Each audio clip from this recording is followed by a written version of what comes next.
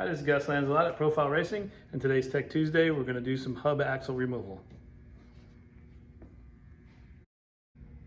So the first thing we're going to do is we're going to remove the bolts, the axle bolts. So take the axle bolts out of the drive side, non-drive side, remove them.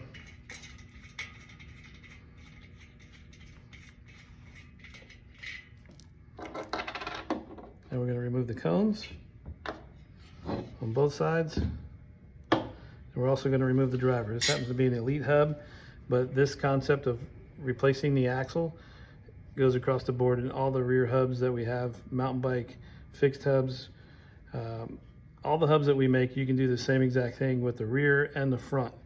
Obviously the fronts do not have drivers, so you're basically just removing the two cones off the front, and the same process will work. So we take out the driver, and then what I'm going to do is I'm going to reinsert a bolt into the drive side axle.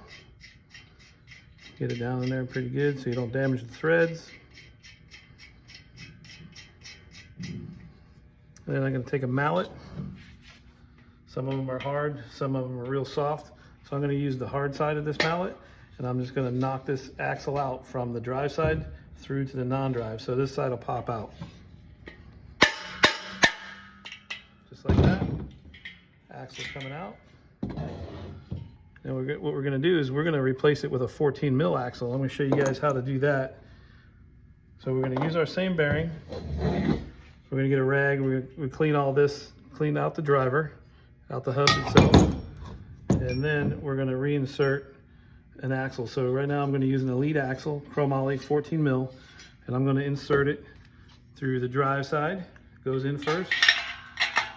Get it seated into the bearing.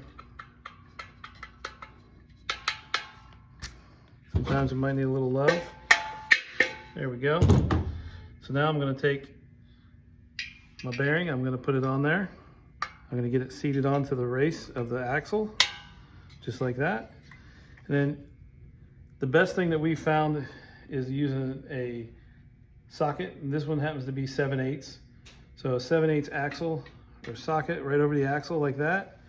And typically you want to put it down onto a workbench or a work surface, but being as this table is not stable enough, I'm just going to hold it in my hand and do it. And what you want to do is make sure that you hit the outer race of the bearing. You don't want to find a socket or something that will hit the blue side or the black seals on the bearings, because it will damage the bearing. So that's why we chose 7/8. It's the exact same size and outer diameter as the bearing. So what I'm going to do is I'm going to try and tap this bad boy in just like this so you guys can see.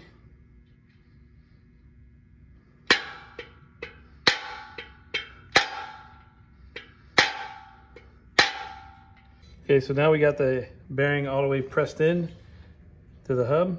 Axle spins great. So what we're going to do now is we're going to go ahead and take the 14 mil cone, because that's what we inserted into this hub, was a 14 millimeter, and we're going to put this on the non-drive side. And then we're going to go ahead and put our 14 mil jam nut on. Get that all the way down there, tighten it down. All right, so that one's ready. And now what we're going to do is insert the hub. But just keep in mind, when you take the hub out, you see this was laying over here when my driver's over here. So you got to make sure you put this washer spacer back inside the hub. And then you put your driver on. Get that all inserted.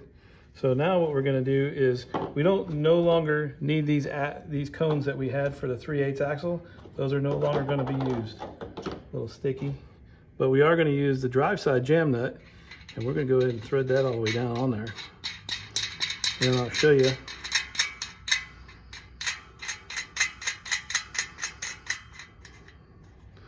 So you get that all in there. It's tight, hand tight. So take that 7/8 socket that you have, right, and you can use that to tighten up the drive side and the non-drive side. And then when you're done with that, put the aluminum nuts on, and you're good to go. This is Gus Lanzilotta at Profile Racing. Thanks for watching our Tech Tuesday. We'll catch you next time.